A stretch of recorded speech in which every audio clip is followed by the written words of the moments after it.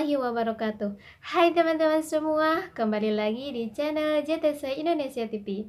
Perkenalkan, nama saya Lika Awalia, dan kali ini kita akan membahas tentang motivasi hidup yang berjudul Musuh Dalam Kehidupan, yang akan disampaikan oleh Teh Irma. Selamat menyaksikan.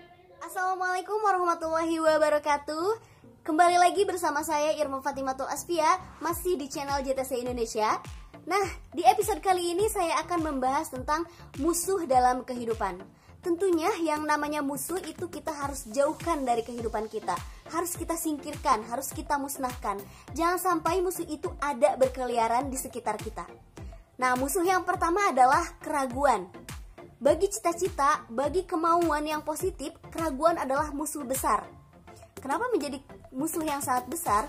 Karena ketika kita ingin mencoba sesuatu untuk meningkatkan kualitas diri, kemudian bercampur keraguan sehingga kita enggan melakukannya, padahal kesempatan ada di depan mata, kemudian keraguan mengalahkan kesempatan itu sangat berbahaya sekali. Jadi jangan sampai kita kehilangan kesempatan karena sebuah keraguan. Itu harus dihilangkan.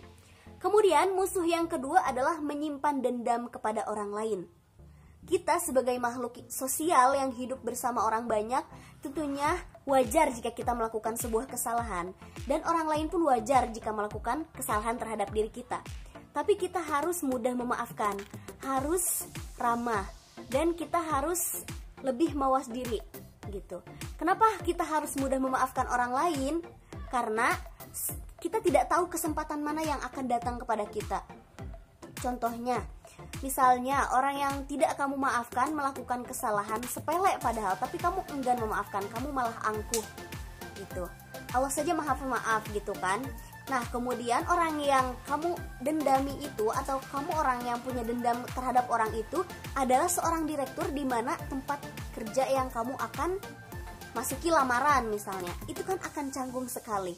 Dan bagaimana nanti perasaan kamu? Mungkin kamu akan malu atau apa. Ya, kita tidak pernah tahu kesempatan mana. Dan Allah pun mengajarkan untuk memaafkan sesama gitu. Sehingga kalau kita memaafkan kesalahan orang lain, hidup kita pun akan tentram dan tidak terbebani dengan hal-hal yang seperti itu gitu.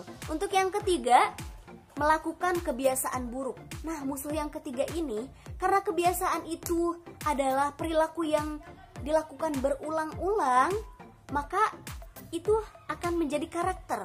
Kalau kamu terus-terusan berteman dengan kebiasaan buruk kamu dan tidak merubahnya, itu akan menghambat kepada masa depan kamu. Contohnya, kebiasaan buruk kamu misalnya bangun terlalu siang, atau kamu tidak disiplin, atau kebiasaan kamu itu malas, itu harus dihilangkan. Itu benar-benar musuh yang sangat berbahaya bagi kamu. Kemudian yang keempat, tidak berani keluar dari zona nyaman. Nah, ini yang paling ditakutkan, itu tidak berani keluar dari zona nyaman. Ibaratnya kita sedang bermain catur, kemudian kita bermain bersama lawan kita, dan kita tidak mampu melangkah karena terlalu nyaman untuk berbaris dengan rapi dengan yang lain, dan tidak berani melangkah, tidak akan ada kesempatan kita untuk memenangkan catur tersebut. Tapi kalau kita mencoba melangkah, minimal ada kesempatan yang terbuka untuk kita. Ada kesempatan untuk menang, seperti itu. Nah, begitu juga dengan kehidupan. Kalau kamu terus-terusan berada dalam zona nyaman dan tidak berani melakukan hal-hal yang membuat perubahan, ya kamu akan begitu saja, akan statis, akan stagnan. Tidak akan ada perubahan di dalam hidup kamu ketika kamu tidak keluar dari zona nyaman. Yang kelima adalah berhenti sebelum lelah. Berhenti sebelum kamu menyelesaikan tantangan.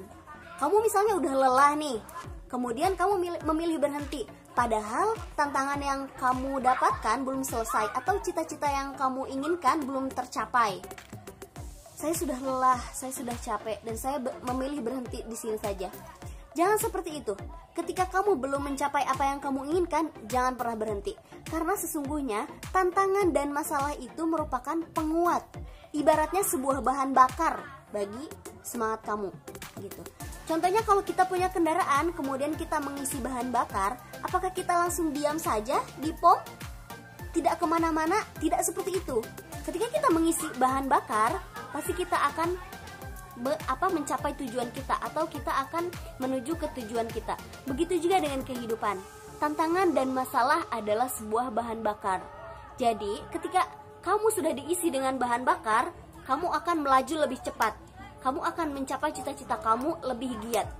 Anggaplah masalah dan tantangan itu sebagai bahan bakar.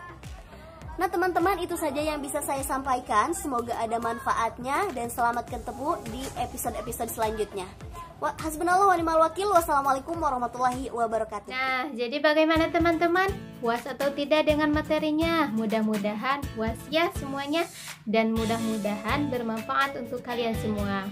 Terima kasih ya sudah menonton video ini, dan jangan lupa like, comment, and subscribe. Assalamualaikum warahmatullahi wabarakatuh.